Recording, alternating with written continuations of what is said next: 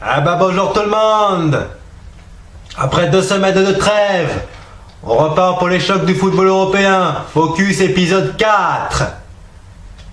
Et tout d'abord, on va partir en Angleterre avec le choc de la 9e journée de Premier League à Stamford Bridge, demain samedi 13h30. Horaire de merde. Mais comme sur les Espagnols, parce que c'est quand même bizarre de jouer à cette heure-là. Surtout après qu'on ait fini de bouffer. Bon, Chelsea United à Stamford Bridge. Bon, tout d'abord, petite dédicace à Paul, grand supporter des Blues.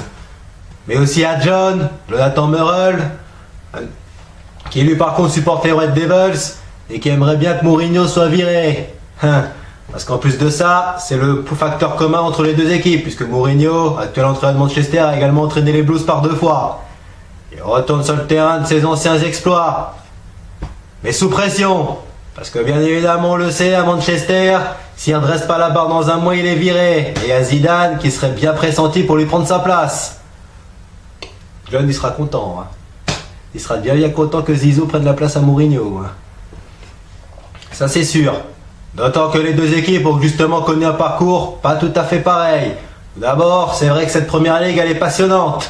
Parce qu'on a 3 équipes ex-aequo au classement tout en haut. Manchester City, Chelsea et Liverpool.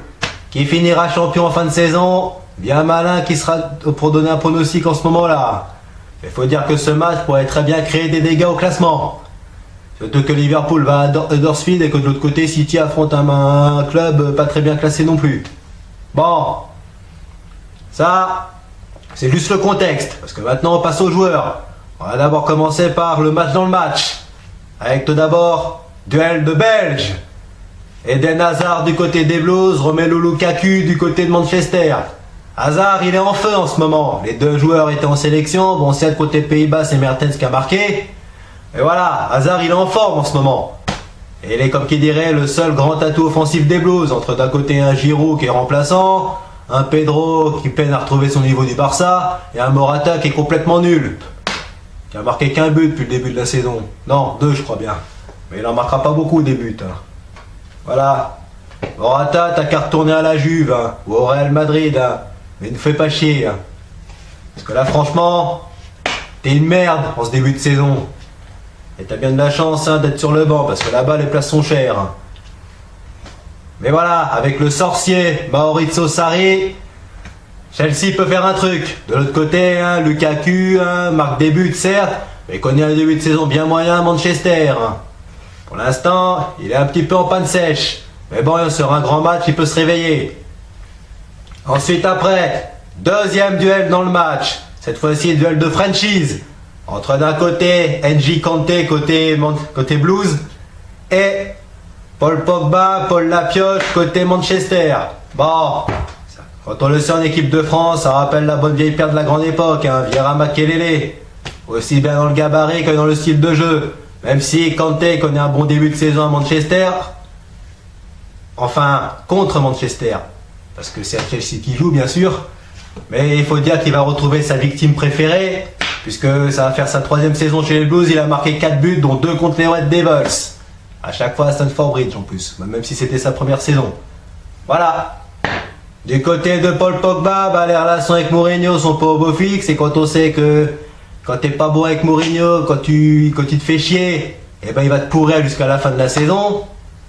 Pogba il a pas choisi le bon entraîneur. Mais bon, sur un match, il est quand même capable de se projeter vers l'avant et de faire un bon match. Ça va être un beau choc en perspective, en plus dans l'ambiance de Stamford Bridge. Bon, ça vaut pas celle d'Old Trafford, ça vaut pas du tout celle d'Anfield Road, qui sont bien meilleures que ça. Et ce match pourrait très bien créer des écarts au classement, puisque Chelsea peut justement être leader provisoire en attendant les matchs de City et de Liverpool.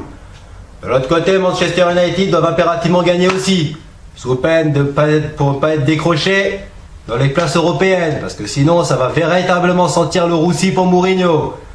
Parce que je peux prévenir que s'il gagne pas ce match, il y a gros à parier que les Glazers, les propriétaires de Manchester, ils vont le virer. Et là, il y a déjà Zizou qui attend avec sa valise. Voilà. Que le meilleur gagne pour ce match. Que plus il y a des beaux supporters dans les 2 camps. Même moi, franchement, au vu du match, je parierais en tout cas, en plus de ça, Chelsea doit domicile sur une victoire des Blues. Sans forcer. Déjà que les Red Devils, Saint-Fabrice, sur leur dernière saison, c'est pas trop leur tasse de thé. Bon bah ensuite on va passer au deuxième match. Et quel match? On part en Italie.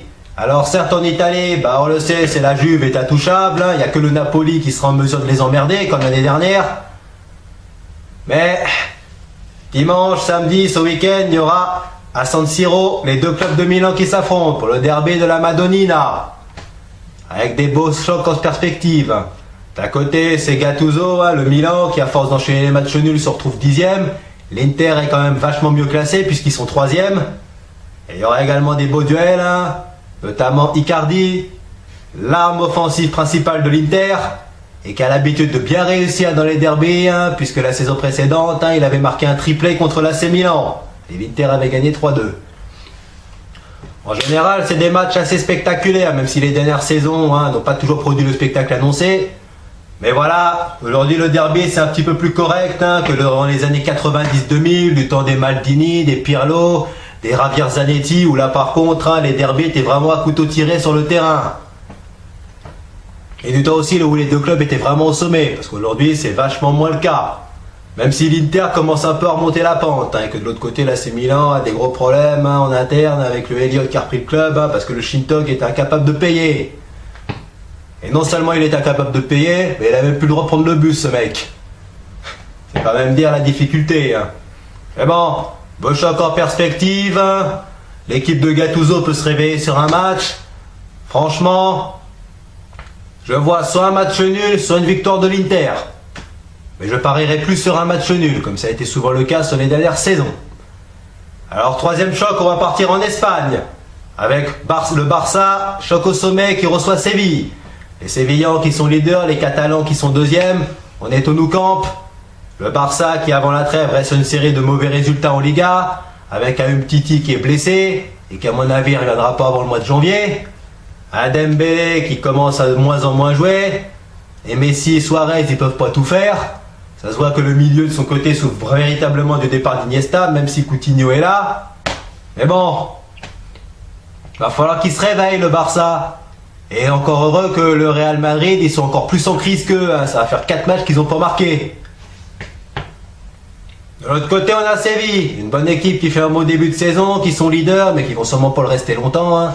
Parce qu'en plus de ça, on le sait, le Nou Camp c'est particulier, non seulement au vu de l'ambiance, en plus des dimensions du terrain, mais aussi, comme à Bernabéu, de l'arbitrage assez particulier qu'il y a là-bas.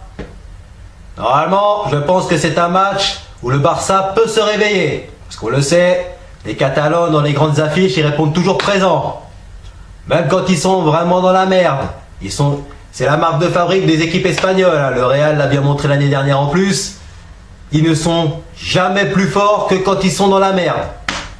On l'a appris à nos dépens l'année dernière. Voilà. Normalement, je devrais voir une victoire du Barça.